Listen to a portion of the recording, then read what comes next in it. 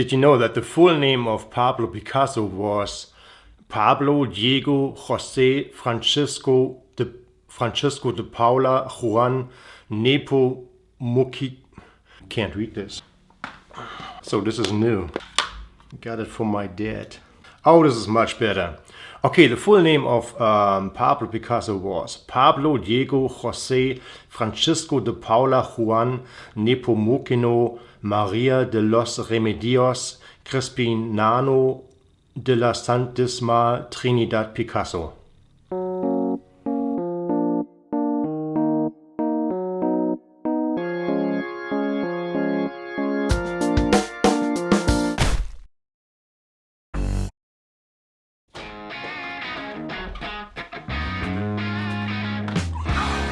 So, this is 2021.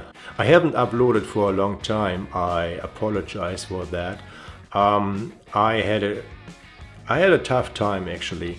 It will be known later as the Great Depression. But now that spring is around the corner, I guess it can only get better. So what happened? I got a new haircut, but I was so short that it was too cold around the ears. So I let it grow again. Maybe in summer I'm gonna try it again. I went jogging again, but the second I started, my knees started to hurt and I had to stop. But then I borrowed some Nordic walking sticks from a Nordic Walking Pro. Thanks, Mom. Hello? But somehow I have no idea how to use it. I don't have the rhythm to use them. Somehow they slow me down. And I prefer walking without the sticks, but what I want to try is to mix it up, do a little jogging and a little walking and a little stretching. So last week I was supposed to fly to Tokyo, but then this happened. Customers who have purchased through a travel agency should contact the travel agent. Japan Airlines wants me to call back because of my flight to Tokyo in the end of March, but I can reach anyone. It's 10 a.m. in the morning and nobody's answering the phone. You know, like it just. So my flight to Tokyo is officially cancelled. I wanted to go with Finnair, but they don't do this while COVID is going on, and they offered me to reschedule the flight with Japan Airlines, but only until July 10th, and I don't think Japan is gonna open the borders until then, so I better cancel it. On one hand, I'm really sad because I really want to go to Tokyo, but on the other hand, I'm kind of glad because I can use the money. So what else? I fixed my bike. I'm so proud of it. I have 3 bicycles and all of them had flat tires, and I fixed my city bike so I can ride around the city again.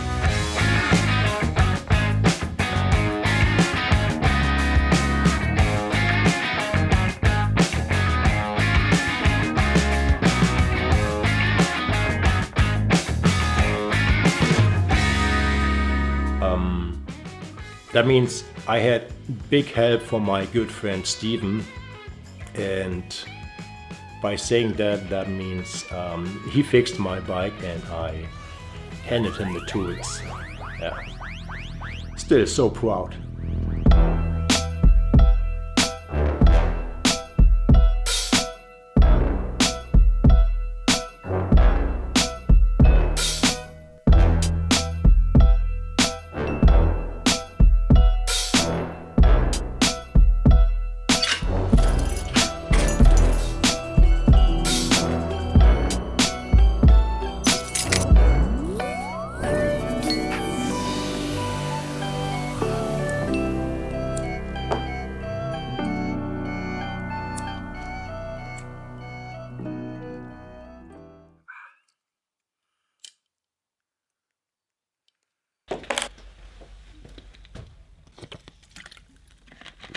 I love living in Germany. I really do.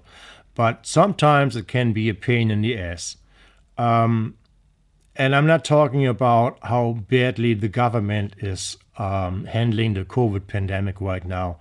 I'm talking about how tough it is to create and run your own little business.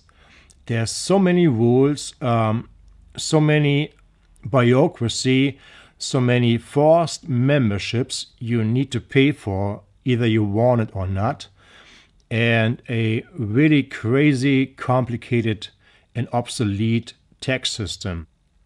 Let me give you an example. I drive an old Volvo, which is a great car.